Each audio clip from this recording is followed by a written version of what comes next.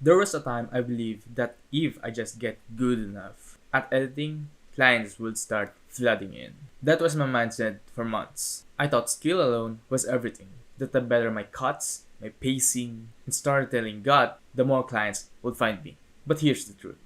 I was wrong. Because even when my edits improved, nothing really changed. I wasn't standing out. I wasn't getting consistent clients. And that's when I realized editing skills alone aren't enough to build a business. And that realization completely changed how I approach freelancing. When I started freelancing, I had this one belief stuck in my mind that if I'm good enough, clients will eventually come. So I spent all my time improving my editing, learning transitions, color grading, pacing, captions, everything.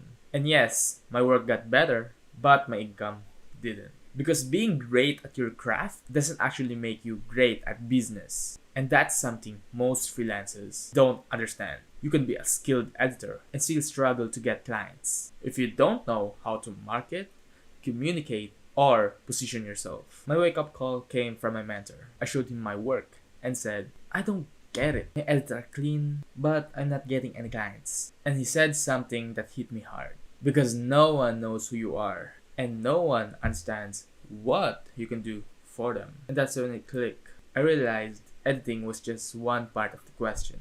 And if I wanted to stand out, I need to learn how to attract attention, communicate value, and actually help clients grow, not just make good videos. So, I started learning beyond editing. I dove into social media management, learning how content performs, what makes people stop scrolling, and how videos actually drive results. I learned how to position content, plan topics, and create strategies, not just edits. And that's when my confidence changed, because I wasn't just an editor anymore. I was someone who could help a client grow their brand through content.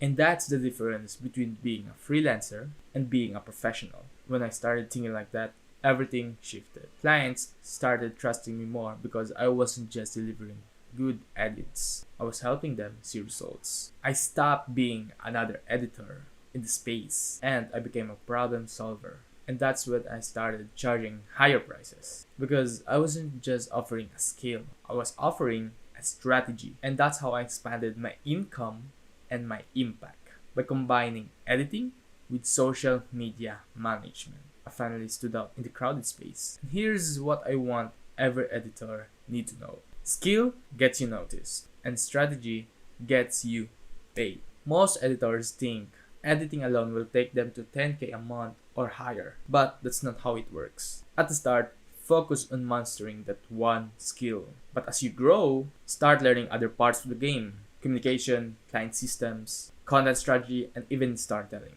Start as a specialist, then evolve into a generalist. So the clients come to you not just for videos, but for solutions. The day I realized editing skills weren't enough was the day I started becoming a real business owner. Editing is the foundation, but growth happens when you understand the bigger picture. Learn to communicate, learn to strategize, learn to lead projects, not just complete them. Because the editors who grow the fastest are the ones who think like entrepreneurs. If you found this helpful, subscribe for more freelancing and business lessons. And if you're a business owner who wants to grow through content, comment down below grow and I'll reach out to you personally. And see you in the next one.